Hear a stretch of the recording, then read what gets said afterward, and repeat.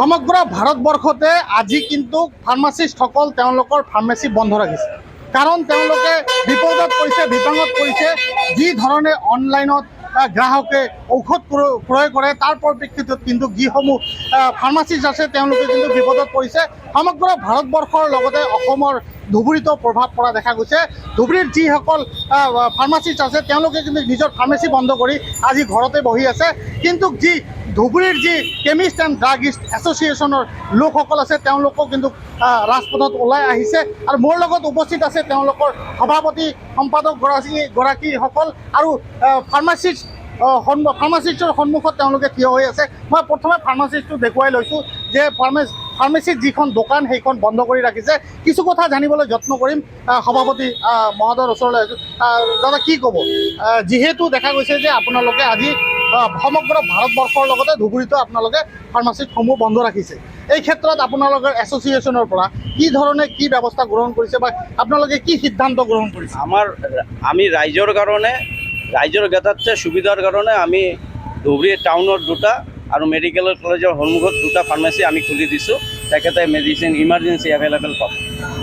যিহেতু বন্ধ কৰি ৰাখিছে বাকীসমূহ, এই ক্ষেত্ৰত আপোনালোকে কিয় বন্ধ কৰি ৰাখিব লগা হ'ল বা ধুবুৰীতো এই প্ৰভাৱ পৰা দেখা গৈছে? আমি অনলাইনৰ এগেইনষ্টত, অনলাইন বিজনেছটো আমাৰ জীৱিকাৰ ওপৰত, আমাৰ মানে পেটৰ ওপৰত আমাৰ আঘাত কৰিছে। অনলাইন ব্যবসাটো হ'ল GSR 220 26/3/2020 কোভিড পিৰিয়ডত গভৰ্ণমেণ্ট অফ ইণ্ডিয়া সিহঁতক পাৰ্মিশ্যন দিছিল। সেই পাৰ্মিশ্যনটো লৈ সিহঁতে ইমান দিন বিজনেছ কৰিছে, কিন্তু সিহঁতৰ কোনো নিয়ম নীতি নাই, কোনো লাইচেন্স নাই, কোনো অনুজ্ঞাপত্ৰ নাই, কোনো ফাৰ্মাচিষ্ট নাই।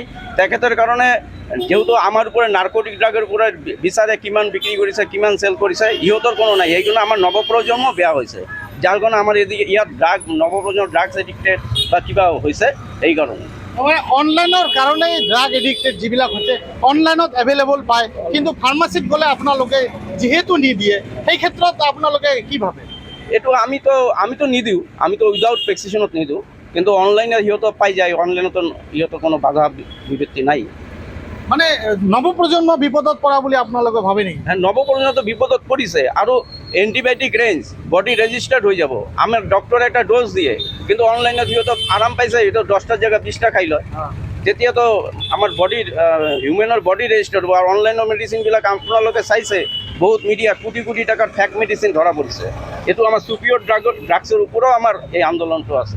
এতিয়া আপোনালোকে কি বিচাৰে প্ৰকৃত লাষ্ট মুহূৰ্তত? আমি অনলাইন বিজনেছটো বন্ধ কৰিব লাগিব, অনলি মেডিচিন।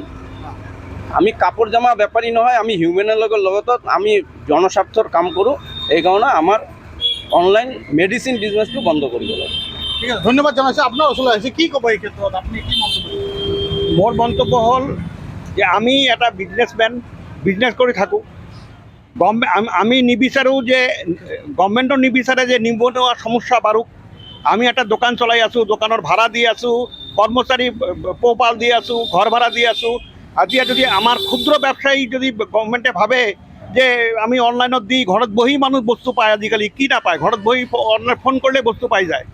তো গভৰ্ণমেণ্ট মানে এইটো বিচাৰিছে নেকি যে কৰ্মসংস্থান বৃদ্ধি কৰিব খুজিছে না কৰ্মসংস্থান কমাব খুজিছে? মানুহ যদি অনলাইনত হৈ যায়, তাহলে আমাৰ দোকানবিলাক বন্ধ কৰি দিব লাগে। ঘৰত বহি মানুহবিলাক পাই যাব। আজি যে তেওঁলোকে যে ড্ৰাগছ পোৱা নাই, এইটো কোনে জানে? আৰু তেওঁলোকৰ যে ড্ৰাগছ ৰুলৰ যিটো